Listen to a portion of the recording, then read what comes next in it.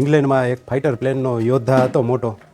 એક વખત જર્મનીએ એની ઉપર અટેક કર્યો ને એ લીડ કરતો હતો. એની પાછળ બીજા જે સૈન્યના વિમાન હોય આ જે દિશામાં લઈ જાય એની પાછળ બધા વિમાન આવતા હતા. આવી રીતનું હતું ને એવામાં અચાનક ઉપર જવાની જગ્યાએ એક સમયે એને વાયડું નહીં પણ છતાંય કેમ વાયડું એને ખબર ન પડી. પ્લેન વળી ગયું અને વળી ગયું એની પાછળ બધા પ્લેન એને ફોલો કરવાના હોય એટલે એ વળવા માંડ્યા. એટલે આમ જોવા જાવ તો એને તરત વિચાર આવ્યો કે આ મેં વાયડું એટલે મેં પીછેહટ કરીને પીછેહટ કરીએ એટલે એની ઉપર કલંક લાગી જાય. પણ હકીકતે પછી જેવા નીચે આવ્યા એટલે બધાએ એનું સન્માન કર્યું કે તમે જો આ પીછેહટ ન કરી હોત તો આપણને દેશને કેટલું બધું નુકસાન જાત, આપણા બધા ફાઇટર પ્લેન છે એને ડેમેજ થાત ને એવું બધું કીધું એને. પણ ઓલો જે ઓફિસર હતો, યોદ્ધા હતો, એને તો ખબર જ હતી કે મેં તો વાયડું નહોતું પણ અચાનક કોઈક એવી ઈશ્વરીય કે દેવી શક્તિ હતી જેના લીધેથી આ એ સમયે ઓટોમેટિક પ્લેન વળી ગયો.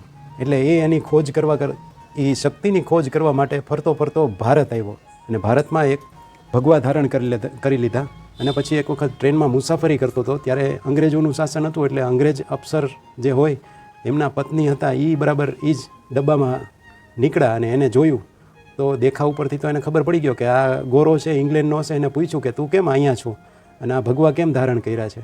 એટલે એને બધું પોતાનું કીધું કે આવી રીતનું મારી યારે ઘટના બની, એનો જવાબ ગોતવા માટે હું ભારતમાં આવ્યો હતો. તો એ કે ઇંગ્લેન્ડે તને કેટલું આપ્યું, આટલો સક્ષમ કર્યો છતાંય તું ઇંગ્લેન્ડ મૂકીને ભારતમાં આવી ગયો, ભારતે તને શું આપ્યું? એટલે એ માણસે કીધું કે ભારતે મને એની પાસે નાની જે થેલી હતી એમાંથી ભગવાન કૃષ્ણની મૂર્તિ કાઢીને કીધું કે ભારતે મને આ પ્રભુ આપ્યા.